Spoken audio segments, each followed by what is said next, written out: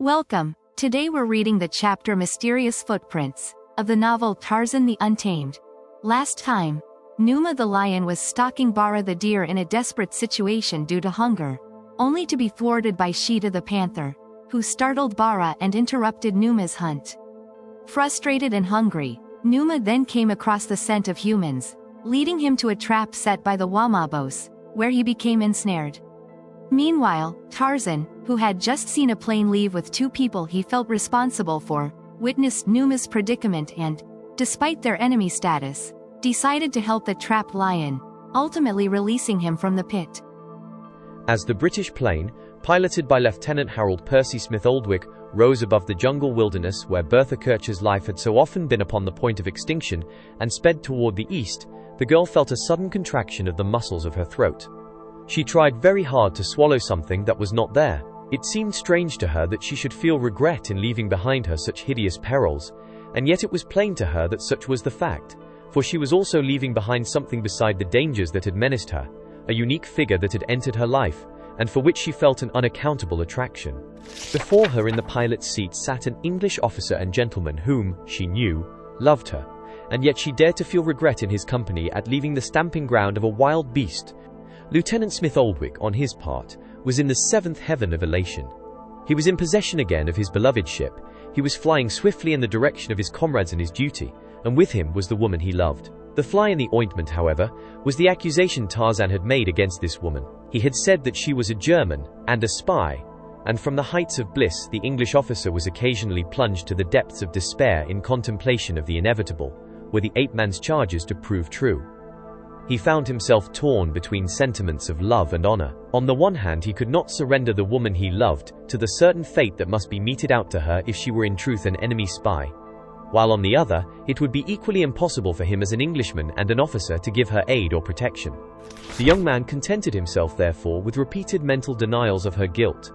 He tried to convince himself that Tarzan was mistaken, and when he conjured upon the screen of recollection the face of the girl behind him, he was doubly reassured that those lines of sweet femininity and character, those clear and honest eyes, could not belong to one of the hated alien race, and so they sped toward the east, each wrapped in his own thoughts. Below them they saw the dense vegetation of the jungle give place to the scantier growth upon the hillside, and then before them there spread the wide expanse of arid wastelands, marked by the deep scarring of the narrow gorges that long-gone rivers had cut there in some forgotten age.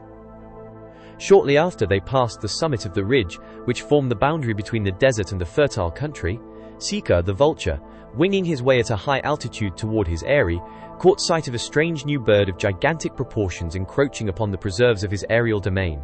Whether with intent to give battle to the interloper, or merely impelled by curiosity, Seeker rose suddenly upward to meet the plane. Doubtless he misjudged the speed of the newcomer, but be that as it may, the tip of the propeller blade touched him, and simultaneously many things happened. The lifeless body of Scar, torn and bleeding, dropped plummet-like toward the ground. A bit of splintered spruce drove backward to strike the pilot on the forehead. The plane shuddered and trembled, and as Lieutenant Harold Percy Smith Oldwick sank forward in momentary unconsciousness, the ship dived headlong toward the earth. Only for an instant was the pilot unconscious, but that instant almost proved their undoing. When he awoke to a realization of their peril, it was also to discover that his motor had stalled. The plane had attained frightful momentum, and the ground seemed too close for him to hope to flatten out in time to make a safe landing. Directly beneath him was a deep rift in the plateau, a narrow gorge, the bottom of which appeared comparatively level and sand-covered. In the brief instant in which he must reach a decision, the safest plan seemed to attempt a landing in the gorge, and this he did, but not without considerable damage to the plane, and a severe shaking up for himself and his passenger. Fortunately, neither of them was injured, but their condition seemed indeed a hopeless one. It was a grave question as to whether the man could repair his plane and continue the journey, and it seemed equally questionable as to their ability either to proceed on foot to the coast or retrace their way to the country they had just left. The man was confident that they could not hope to cross the desert country to the east in the face of thirst and hunger, while behind them in the Valley of Plenty lay almost equal danger in the form of carnivores and the warlike natives. After the plane came to its sudden and disastrous stop, Smith Oldwick turned quickly to see what the effect of the accident had been on the girl. He found her pale but smiling, and for several seconds the two sat looking at each other in silence. "This is the end?" the girl asked. The Englishman shook his head. "It is the end of the first leg anyway," he replied. "But you can't hope to make repairs here," she said dubiously. "No," he said, "not if they amount to anything, but I may be able to patch it up. I will have to look her over a bit first. Let us hope there is nothing serious. It's a long, long way to the Tanga Railway." "We would not get far," said the girl, a slight note of hopelessness in her tone. "Entirely unarmed as we are, it would be little less than a miracle if we covered even a small fraction of the distance." "But we are not unarmed," replied the man. "I have an extra pistol here that the beggars didn't discover." And removing the cover of a compartment, he drew forth an automatic. Bertha Kircher leaned back in her seat and laughed aloud, a mirthless, half-hysterical laugh. "That pop gun!" she exclaimed. "What earthly good would it do other than to infuriate any beast of prey you might happen to hit with it?" Smith Oldwick looked rather crestfallen. "But it is a weapon," he said. "You will have to admit that, and certainly I could kill a man with it." "You could if you happened to hit him," said the girl, "or the thing didn't jam. Really, I haven't much faith in an automatic. I have used them myself." "Oh, of course," he said ironically, "an express rifle would be better, for who knows but we might meet an elephant here in the desert." The girl saw that he was hurt, and she was sorry, for she realized that there was nothing he would not do in her service or protection, and that it was through no fault of his that he was so illy armed. Doubtless, too, he realized as well as she the futility of his weapon, and that he had only called attention to it in the hope of reassuring her and lessening her anxiety. "Forgive me," she said. "I did not mean to be nasty, but this accident is the proverbial last straw. It seems to me that I have borne all that I can. Though I was willing to give my life in the service of my country, I did not imagine that my death agonies would be so long drawn out, for I realize now that I have been dying for many weeks." "What do you mean?" he exclaimed. "What do you mean by that? You are not dying. There is nothing the matter with you." "Oh, not that," she said. "I did not mean that. What I mean is that at the moment the Black Sergeant Usanga and his renegade German native troops captured me and brought me inland. My death warrant was signed. Sometimes I have imagined that a reprieve has been granted. Sometimes I have hoped that I might be upon the verge of winning a full pardon. But really in the depths of my heart I have known that I should never live to regain civilization. I have done my bit for my country, and though it was not much I can at least go with the realization that it was the best I was able to offer. All that I can hope for now, all that I ask for, is a speedy fulfillment of the death sentence. I do not wish to linger any more to face constant terror and apprehension. Even physical torture would be preferable to what I have passed through. I have no doubt that you consider me a brave woman, but really my terror has been boundless. The cries of the carnivores at night fill me with a dread so tangible that I am in actual pain. I feel the rending talons in my flesh and the cruel fangs munching upon my bones. It is as real to me as though I were actually enduring the horrors of such a death. I doubt if you can understand it. Men are so different." "Yes," he said, "I think I can understand it, and because I understand I can appreciate more than you imagine the heroism you have shown in your endurance of all that you have passed through. There can be no bravery where there is no fear. A child might walk into a lion's den, but it would take a very brave man to go to its rescue." "Thank you," she said, "but I am not brave at all, and now I am very much ashamed of my thoughtlessness for your own feelings. I will try and take a new grip upon myself, and we will both hope for the best. I will help you all I can if you will tell me what I may do." "The first thing," he replied, "is to find out just how serious our damage is, and then to see what we can do in the way of repairs." For 2 days, Smith Oldwick worked upon the damaged plane, worked in the face of the fact that from the first he realized the case was hopeless, and at last he told her.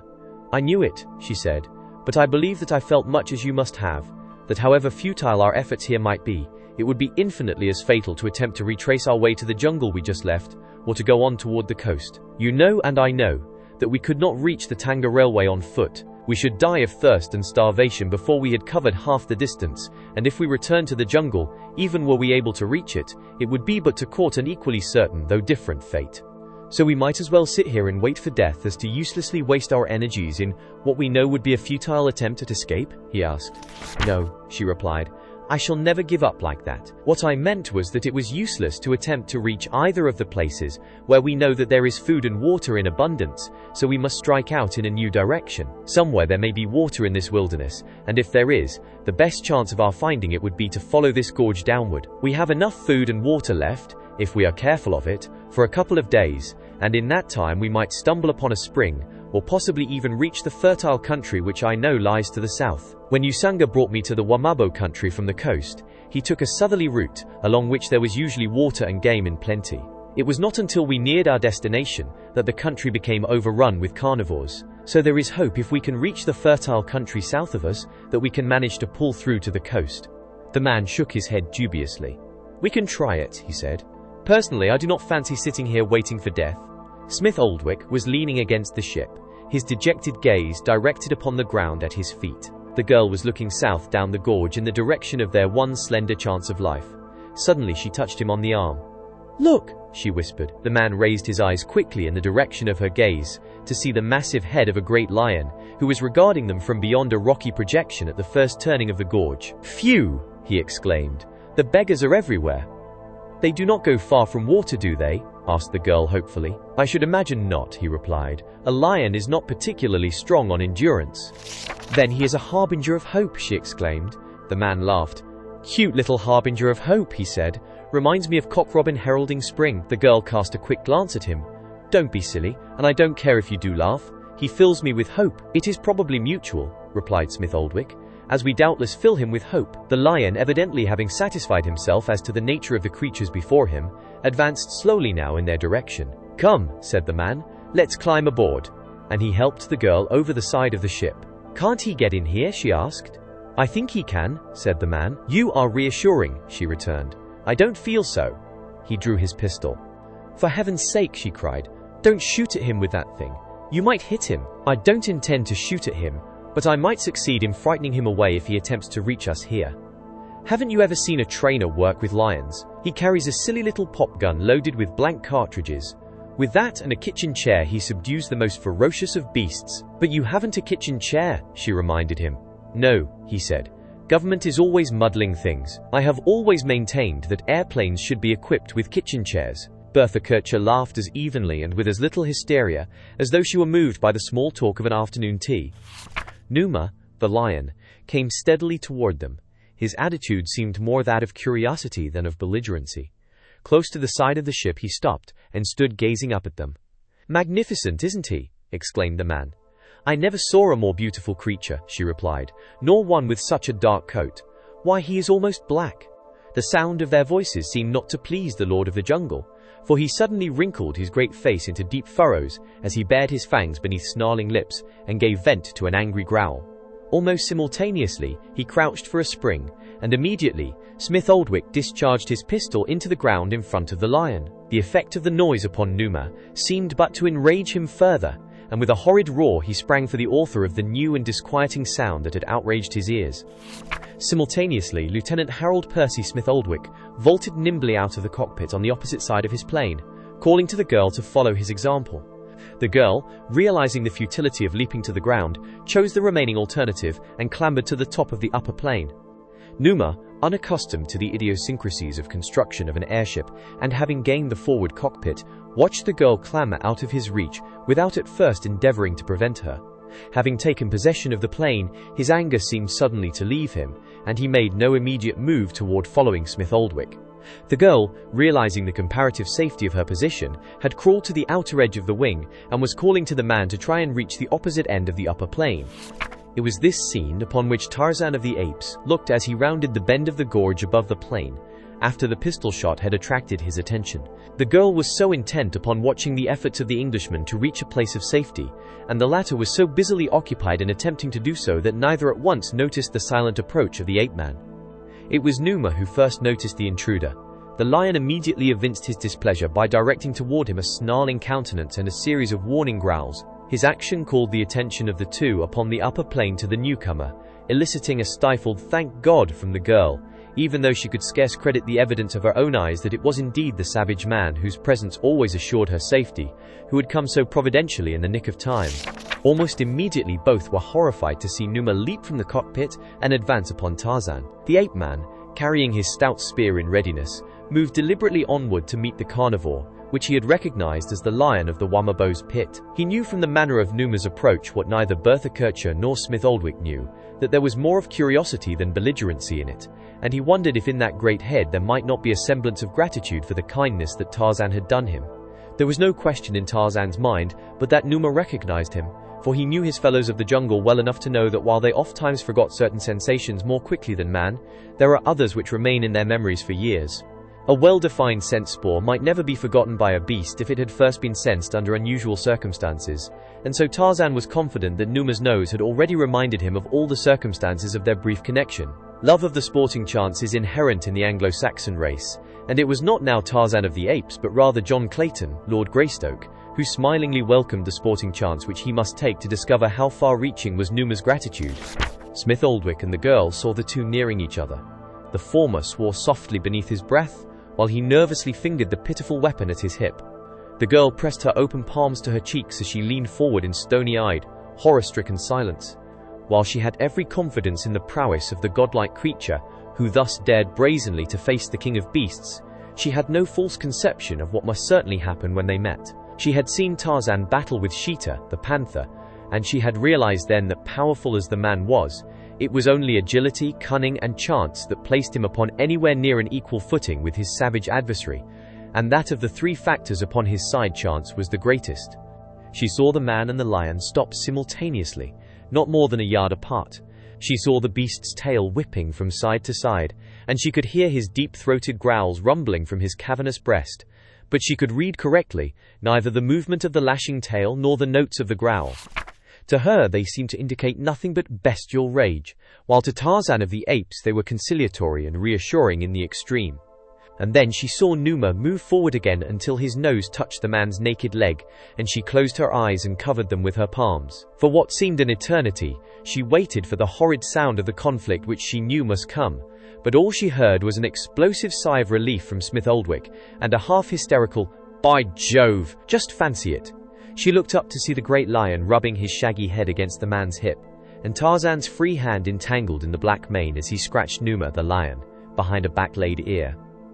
Strange friendships are often formed between the lower animals of different species, but less often between man and the savage Felidae, because of the former's inherent fear of the great cats. And so after all, therefore, the friendship so suddenly developed between the savage lion and the savage man was not inexplicable. As Tarzan approached the plain, Numa walked at his side, and when Tarzan stopped and looked up at the girl and the man, Numa stopped also. "I had about given up hope of finding you," said the ape-man, "and it is evident that I found you just in time." "But how did you know we were in trouble?" asked the English officer. "I saw your plane fall," replied Tarzan. "I was watching you from a tree beside the clearing where you took off. I didn't have much to locate you by other than the general direction, but it seems that you volplaned a considerable distance toward the south after you disappeared from my view behind the hills. I have been looking for you further toward the north.